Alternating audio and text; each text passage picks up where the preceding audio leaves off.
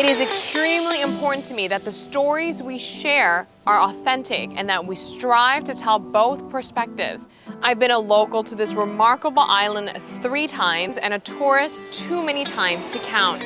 Our Home Your Holiday celebrates Aruba. There's a reason why Arubans are so patriotic, and there's a reason why visitors keep coming back. Let's dive into the elements that makes Aruba our home and the perfect holiday. I am about to show you a story that's already aired on Our Home Your Holiday, but you are seeing it again for a good reason. Hi everyone, I'm Yantulu. My conversation with Peter Scholing from Aruba's National Library talks about digitization. As a small island nation, we have a tremendous amount of books, documents, newspaper clippings, and so much more pertaining to our history and culture. By digitizing all these things, we are preserving Aruba's history and culture. Now, would you believe it that this story was picked up by an outlet in the United States that has 4 million subscribers alone on YouTube? Sometimes you hear about how a joke starts, somebody walks into a bar. Well, in our case, it's... In the case of Aruba's National Library, it's more like when a tourist walks into a library. Stacy is the repeat visitor who connected Peter and his team to the Internet Archive. Have you seen this Wired article floating around on your Facebook feed? The headline reads, "The Internet Archive just backed up an entire Caribbean island." Let's back up here. No pun intended. What exactly is the Internet Archive? According to AI, the Internet Archive is a nonprofit digital library that aims to provide universal access to all knowledge.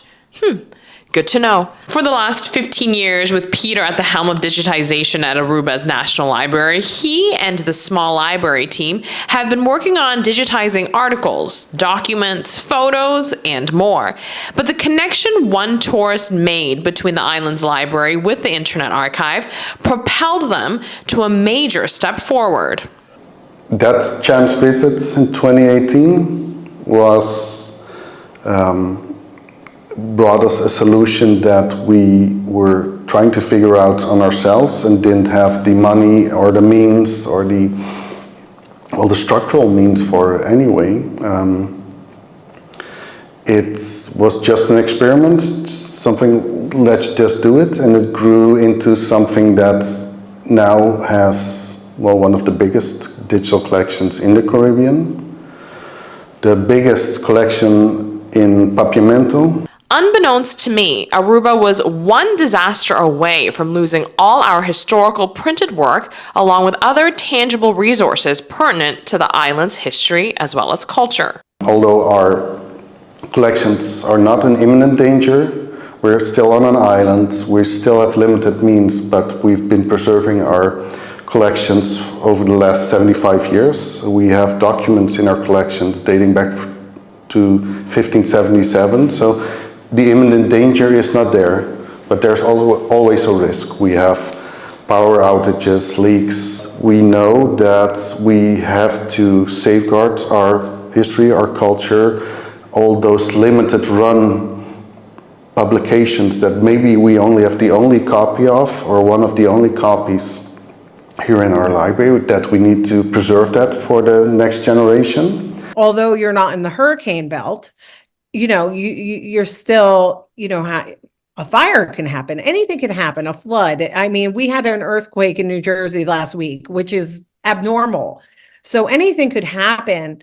And, all those materials would just vanish and your history would be gone. And that to me is horrible. So I made it a mission just, in any small, significant way that I could to get those works online. So if there were a tragedy of some sort, those would be preserved forever. And that history would remain forever. This elaborate digitized collection all about Aruba you see here didn't happen overnight. It took years to accomplish. We have one colleague that has been saving up all the digital newspapers for the last 15, 20 years. and is still doing that, and that's a big contribution to our digital collections. The team at Aruba's National Library continues to work hard to digitize our island's history in order to make it more accessible to everyone. Peter shares some rare and precious things that you can find on the collection, including our oldest book that we have, it's from the year 1577, and it's written in French. That's interesting. So there's a couple of limiting factors in getting access to information. Traditionally, you have a book written in French on an island that doesn't really speak French. It's a book that's hidden and preserved, well preserved in a special collection in a building on the island. And once we digitized this and made it available, it now has its title page. If you look it up and look up the author on Wikipedia, you'll see this title page with this stamp on it, given by one of our early librarians.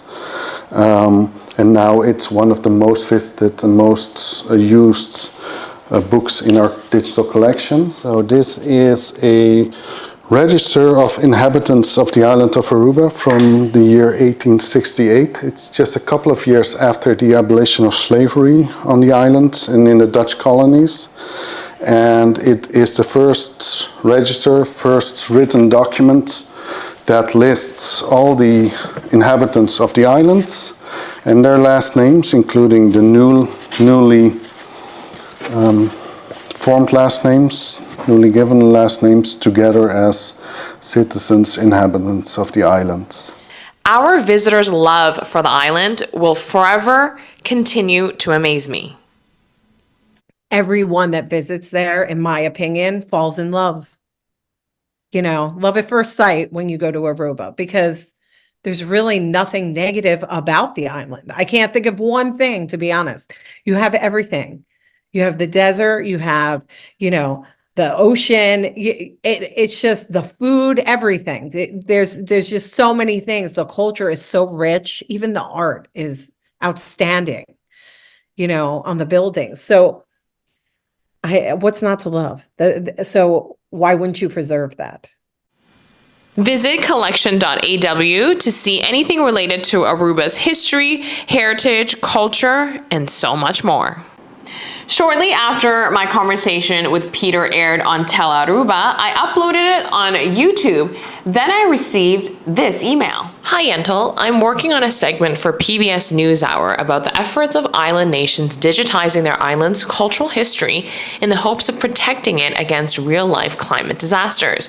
We are focusing our story on two countries that are doing this, Aruba and Tuvalu. As I was researching Aruba's story, I came across your great video on the subject on your YouTube channel. I was wondering if we could use parts of your video for clips or B-roll visuals if you don't mind. We can even credit your channel or your name on the screen if you'd like. Also, I'd really appreciate if you could get me in touch with Peter Scholing, who appeared in your video. Of course, there was no hesitation. I connected Azar from PBS NewsHour to Peter Scholing immediately. PBS then went to do a very elaborate and comprehensive report on digitization and how important it is for small island nations. Here is their take on the story. Aloha and warm Pacific greetings from Tuvalu. In 2022, Tuvalu's foreign affairs minister addressed the COP27 climate conference from the sandy beaches of his tiny island nation. At least that's what it looks like at first. But then the camera zooms out for an eerie revelation. Our digital nation will provide an online presence that can replace our physical presence and allow us to continue to function as a state. He was not on the island itself, but rather a copy that only exists in the virtual world. A preview of what he said might soon be the only remaining version of his country. We are here talking about the worst case scenario when Tuvalu is no longer exists. Dr. Tapuga Falefu is the ambassador and permanent representative of Tuvalu to the United Nations. He says that worst case scenario is an increasing reality for his country and its culture. Tuvalu within this century will be engulfed by the ocean, will be submerged. And so how can we maintain our statehood how can we preserve our cultural heritage, our identity.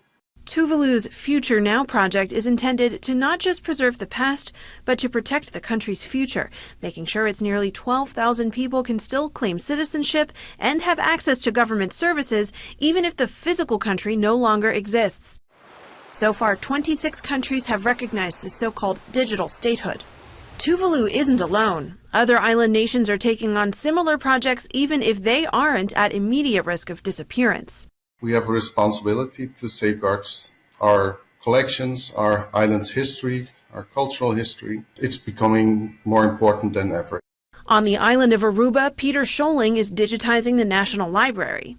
How does climate change factor into the decision to take on this project? We've started digitizing not specifically because of imminent danger, but with temperatures also rising, that might be a bigger factor in the future. Aruba is not at risk of imminent disappearance, but past natural disasters underscore the need to protect fragile documents and objects. The database is filled with maps from Aruba's colonial past, 3D artifacts, television shows, and documents describing its history and culture. Tawata e Grupo UTC. Countries that are vulnerable to climate change are becoming keenly aware that the physical objects that are in their libraries and archives and museums are vulnerable to the effects of extreme weather, extreme heat. Journalist Kate Nibbs has written about Aruba's digitization project for Wired magazine. A book that was printed 500 years ago is not going to be in the same condition 500 years from now. So I just think this is a moment where a lot of different institutions are realizing that getting a digital backup is a smart thing to do. An ancillary benefit to these digital backups, easier access worldwide. I wish I was younger, 10 years younger, 20 years younger, because there still is a lot of research to be done. Adi Martes is an Aruban-born historian and author who lives in the Netherlands. He frequently searches Aruba's digital archive while doing research on Aruba's history, the first draft of which was controlled mainly by colonizers. Recently, the history was written with a European vision, Eurocentric vision. I'm interested in how people live and the common people and what they ate, how the food came to Aruba, how they work, how much they earn. I'm interested in other things than the European historians who came and wrote about our history. Using Aruba's archive, he's been able to tell the stories of enslaved people and even reunite some of their living relatives. You can find a lot of information when the slave was born, when they sold him or her to someone else, when they moved to another country or the same country, when maybe died. You can even generate family trees. Aruba is working with the Internet Archive, a U.S.-based nonprofit focused on providing free access to information online and the home of the popular Wayback Machine. The Internet Archive's overarching goal is just to digitize the entire world. I guess it's similar to Wikipedia in how you can end up going down rabbit holes and learning a bunch of information that you never anticipated or never thought you would be interested in learning. These virtual archives serve as a rich trove for curious researchers, but at their core, they are a response to an existential threat and an international distress signal. The pace through which we are going through the impact of climate change and especially sea level rise is something that is very alarming and that we can only ask the international community to please pick up speed on how best we can address this. Bringing more awareness to their countries through the digital world, even as their physical one is disappearing. For PBS News Weekend, I'm Ali Rogan.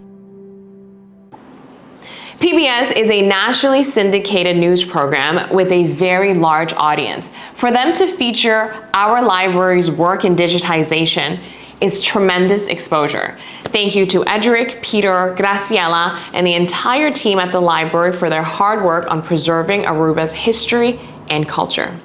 Make sure to subscribe to our YouTube channel. That is where PBS found us, at Our Home Your Holiday. We're also on TikTok, Instagram, Facebook, and more. Thank you so much for watching today. I hope you enjoyed the show. We'll see you next time.